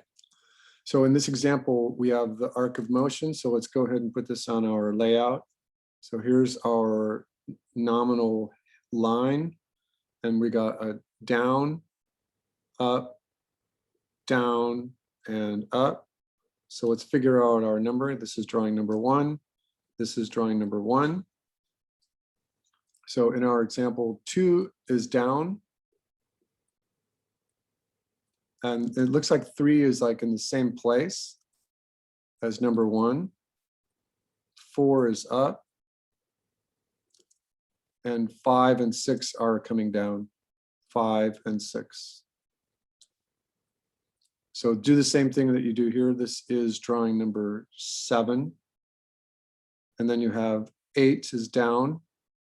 9 is in the same reciprocal position as 3. Then you have 10 and 11 and 12, just like we did for the walk cycle. All right, and then you can do the same thing. You go 1, 2, 3, 4, 5. Hold on a second. Yeah, try to just do it this way, because then you have 7, 8, 9, 10, 11, and 12. Those are the exact same drawings that their arms and legs are just switched. So this is contact, down, passing, up, right? And then 2 more to just get down. Remember that this is on ones, so that we don't have to do in-betweens here. All right, so this is my run cycle. I'll make sure that I got everything on the right layer. So let's just take this guy. Oh, well, before we do that, let's use the red color. Let's take a look at this. It's not very pronounced. One of the things that I like to bring to the discussion of run cycles is that if you're jogging, the position, and I'm just going to do this and just kind of make a couple of marks so that if you're listening, you can just see it. If you were just jogging really slowly, you could get your up and down position on your head to be really crazy amount. So it's not like you say that a walk cycle has a certain amount of up and down position, but then when you do a run, that this cycle, this sine wave is greater. This guy here, he's not moving up and down at all. The faster you run, the more efficient your body becomes. So even though we did this as just a little graphic, there's not going to be a whole lot of up and down motion here. So you might only want the same amount of up and down position on the head, neck, and body as the walk cycle, just so that you can see where those positions are. And so we're just going to pick that.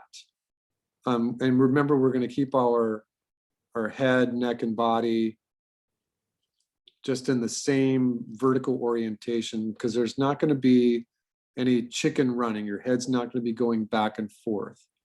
All right, so from our run, we're just gonna copy our head.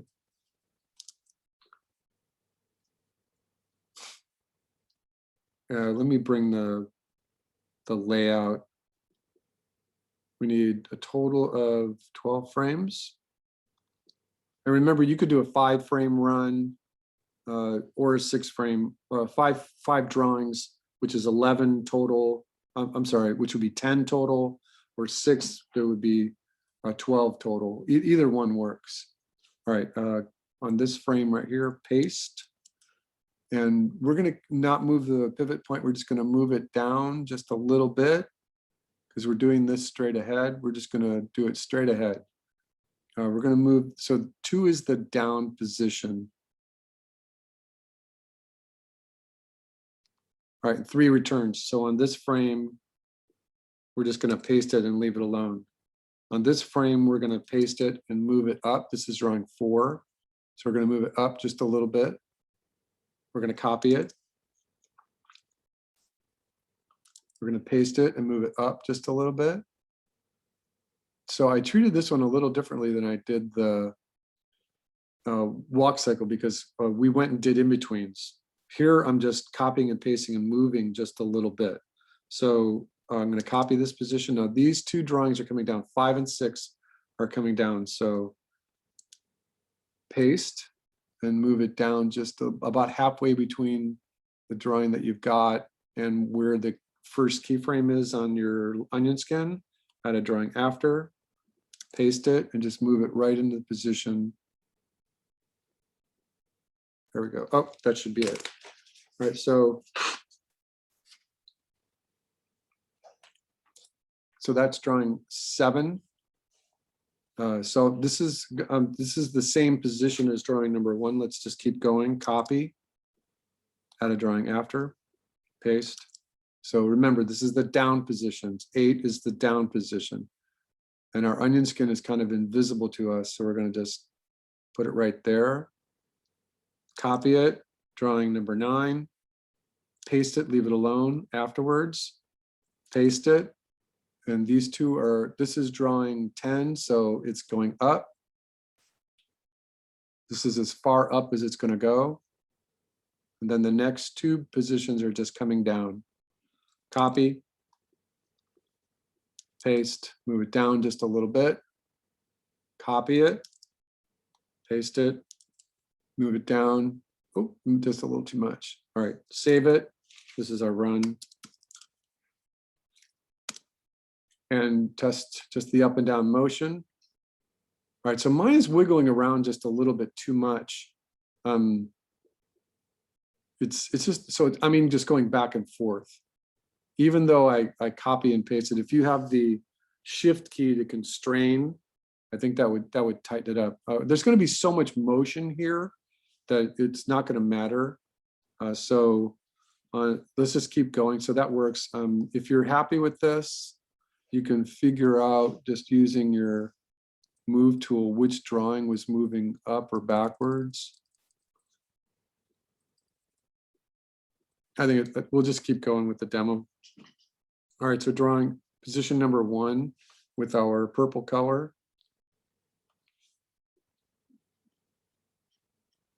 Let's just get the right leg to work first.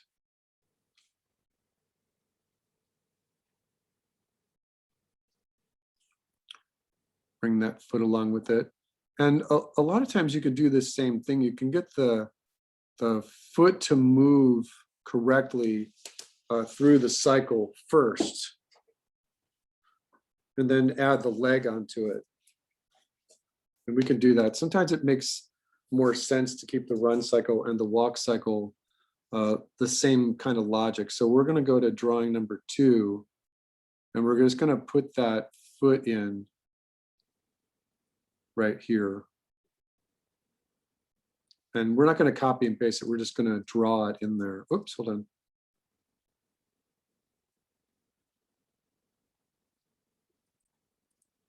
So this one, the foot is coming off the ground a little bit, the little toe. This one, the foot is up in the, oh, sorry, forgot to go to the next frame.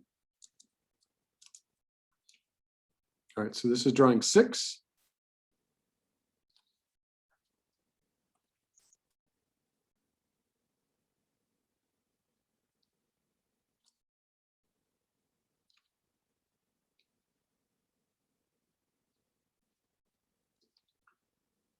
Oh, I'm sorry. Let me fix this.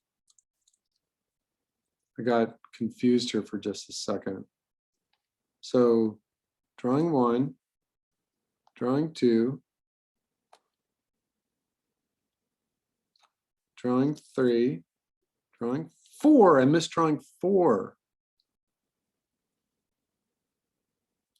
Drawing 5. Drawing 6. Start to rotate it so that you get it into the copy. This is drawing 7, which is the copy position. All right, and then my other layer 4 needs to have the other layout. All right, so now just get the leg, the foot moving.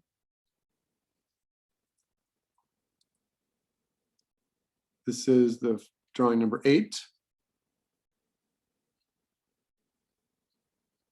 You go back and look at your example if you need, right? What does it look like when that foot's coming down? It really doesn't kick forward until it's halfway through the bottom of the arc. So you can leave it right here. Go to the next drawing. You can start to come forward about right here. 9.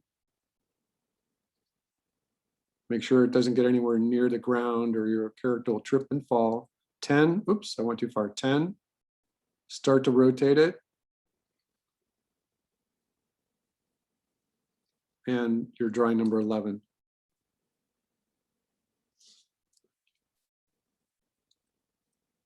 Twelve, I mean. All right, so let's test the foot. All right, let's get the legs in there. Got our first leg. Let's see what happens. Let's go back and look. The knee does go forward on that down drawing. The knee goes forward, so make sure it's going forward. On drawing number 2, get the leg to be, get it here. You just draw it lightly. Get the calf muscle in there. Get that knee to make sure that it's bending.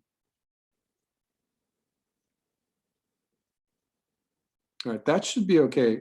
It's actually moving backwards, unlike a walk cycle, which is more complicated. Again, I think that one of the things about doing a run cycle like this is that it's just so fast that even if you make a mistake, no one's going to really see it. So if everyone heard that chime, that was somebody emailing me from Kenyatta College, because I don't see anybody waiting to come back into Zoom.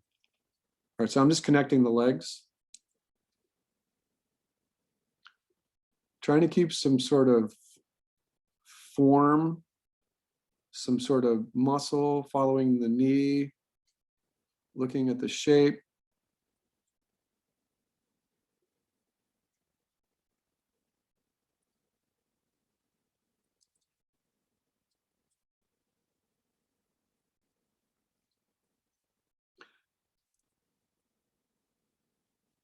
This is my keyframe, my main keyframe. It's coming backwards now.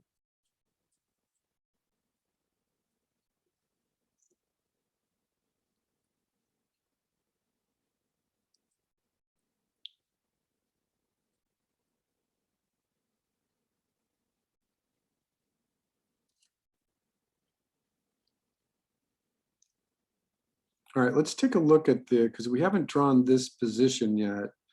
And let's take a look. The knee, when it comes out, see how it's coming out here? It goes further out than the actual foot position does. So don't be afraid in these last 2 drawings to get that knee to just go really far out. You don't want your legs to shorten.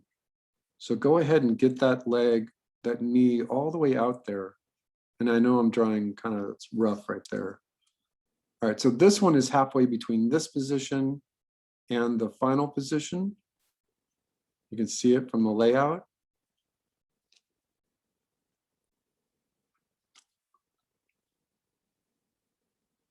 All right. with the arm position. So let's just do the hand as well. So our hand is back here. So let's just take a little hand. Let's go to the layout and match our positions. This is position 1. This is position 7. And we don't have to worry about too much of easing in or easing out here. Let's just break it up into even parts. This is position 2. This is position 3, 4, 5. Oh, 4. Sorry. I said 4, but I wrote 5. 4, 5, and 6. That's good right there. And then put the other numbers in on the other side. So 7, 8, 9, 10, 11, and 12. And remember that if you're doing your walk cycle on or run cycle on 10s, that the numbering would be 1, 2, 3, 4, 5, 6, 7, 8, 9, 10. There's 2 different ways to do it, you know, or whatever. If you wanted to do this one, this one's a cheat. Don't do this one. All right, so let's get that hand moving. I don't think I need to copy and paste it. I'm just going to draw it. So on the run layer itself, we go here. We're on drawing number 2.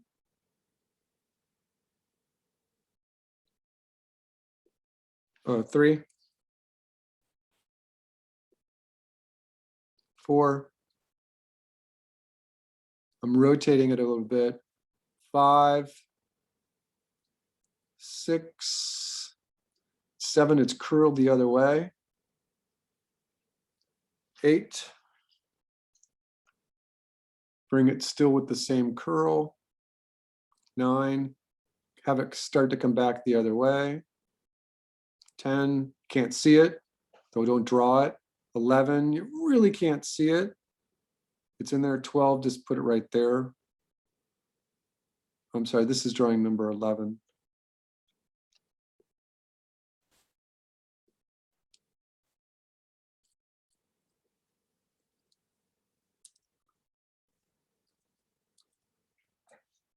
Let me make sure of my timing. Drawing number 10, can't see it. 11, can't really see it. 12, it's right here. Oh, you know what? I lied. It's in the front. Hold on.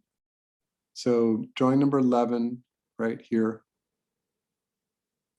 And 10, for some reason I was confusing myself. 9 is right there. Okay. Check the hand. All right, that looks okay. Let's put the arm in there.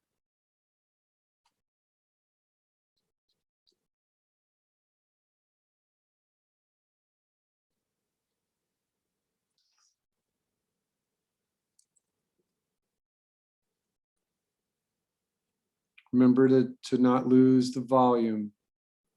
Make sure that the arm doesn't lose the length, which is another thing about doing the walk or the run cycle in parts like we're doing it right now, because now your hand, your drawing hand is remembering, hey, you know, the upper arm does have a certain length to it. The lower arm has a length to it. If the hands are in the right position, I got to make sure that my arm is not going to be telescoping. All right, so let's take a look at just that arm. Okay, that's fine. So now, just like we did last week, we're going to put the away arm and leg with just a different color. So we're just going to use this blue. Oops, sorry, I'm drawing on the wrong frame. So let's just go ahead and copy the first frame right from the layout. And let's get the foot moving first, just like we did with our walk. So in drawing number 2, which is now 8, right? It's right here. So now let's just get the foot in the right position. Remember that in this frame, drawing number 9, it's behind. No, it's not behind yet, but it's going to be in this orientation. And in this one, we're drawing on drawing number 10. So we don't see that 1 or 2 frames even when the away leg and the away arm are hidden. Here we do see the foot because it's moving fast enough.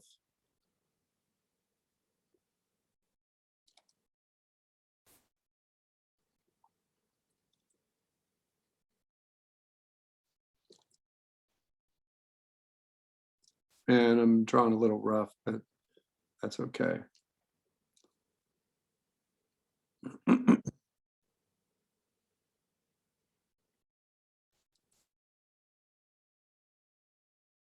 All right, so now I'm just looking at the blue foot. All right, this looks okay. I've got the first leg drawn okay. So now the foot's in the right position, my onion skin, my knee is going forwards. This one, the knee is forwards already. I'm just going to hint at it because this is the passing frame. So I'm just going to draw, just like make sure there's a little daylight right there.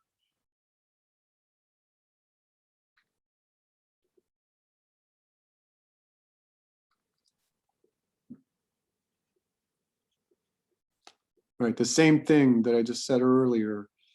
Even with the leg, just do one leg part at a time so that you know not to lose any distance, measurement, or volume. All right, this is drawing number 7, which is drawing number 1. So you can just borrow from the layout. Keep going.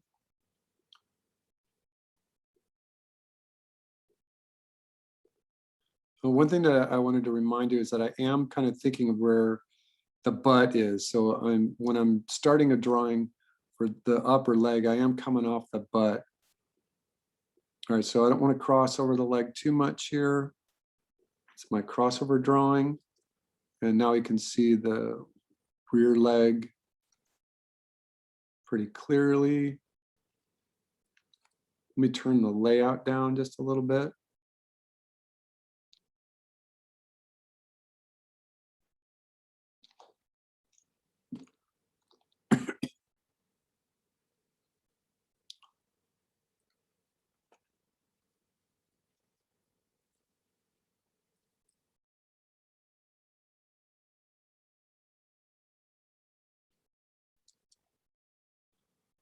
All right, let's test it.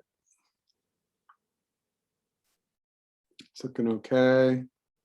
All right, the away arm.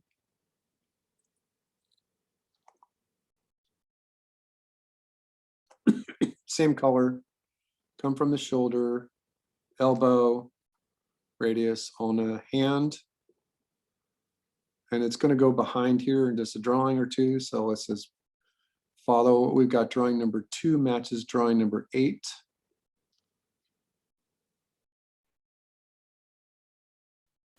Drawing number 3 matches drawing number 9.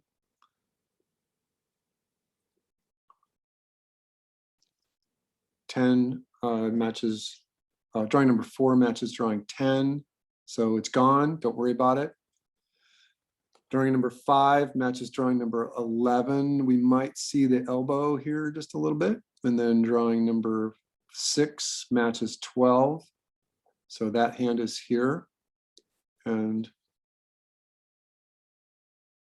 like that. And then drawing number 7 matches drawing number 1.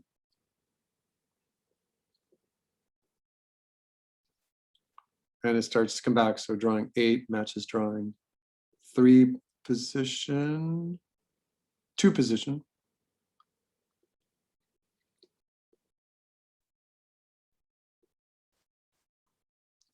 All right, and then drawing 9 matches drawing 3, which is here. You'll definitely see the elbow. Hand kind of disappears. And drawing number 10 matches drawing number 4. You might see the hand start to come out here. Number 11 matches 5, and this is where the hand flips over. And drawing number 12, which matches position 6. So Get that hand about right there. See the upper arm, lower arm, and the same thing. Save it, and let's just look at all of our positions. I think it's working okay. Nothing is moving. Nothing is moving in the wrong direction. Everything looks like it's okay. It's 12 drawings. It's easy. You can do the same thing that we did just with the volume fix on our leg here for all the parts. This one's easy. I'll just make this run and say this is my rough, and then do a cleanup on top of that. You know, I think it's working pretty well.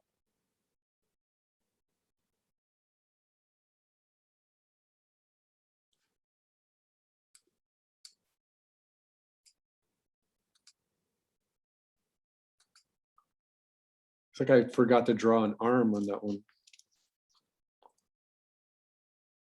Or my arm is on the wrong level. I must have drawn it.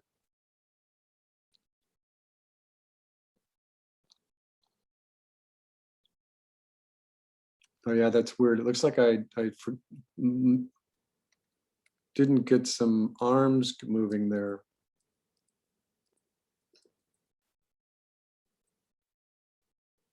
I don't know how that happened. My upper arm, my right upper arm didn't get saved properly. Yeah, you can see that the purple like is missing. You saw me draw it, but for some reason it Rough Animator didn't save it correctly. Right. So once again, this is just a 12 drawing walk run cycle. So he's moving a little slower. 10 drawing run cycle is going to move faster. 8 drawing run cycle, that's crazy. That's like 3 steps per second. That's really fast. If you're going to do a 8 drawing run cycle, then make sure that the forward lean on that character is really, really push far forward. And remember that the easiest way to keep track of everything is to get this sine wave for the head, get the drawings that match each other in a little key here. Make sure you draw your arc out. It's just the easiest way to make sure you don't make a mistake.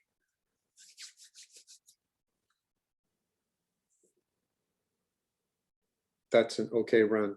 It needs to be cleaned up. It needs to be tied down. All right, stop sharing my screen right there. Anybody have any questions? So polish, get the fixes on your walk cycle and the run in for next week. I believe that I already have the run cycle in the grade book. Yeah, I already have it there. All right, does everyone have any questions, comments, complaints? Animation movie recommendations, shorts? Nothing? Okay, make sure you get your COVID shots. Remember that it does make you sore. Thank you, Evelyn. Yeah, it's not like a regular flu shot. It kind of, the one guy I talked to yesterday, if you know him, Julian Branch, he's like the chair of the workforce and development at Kenyatta College. He said that his second shot wiped him out for 2 days. Like, okay, so just keep that in mind. Your second shot is double or triple the dose or something. All right, I will see you all next week. This is being recorded, so I will have it up on YouTube within an hour. Last night, someone watched the posting that I did from the drawing class almost as soon as it was fully loaded. I came back from eating a snack or watching something, and someone had already watched it. All right, we'll see you next week, everybody.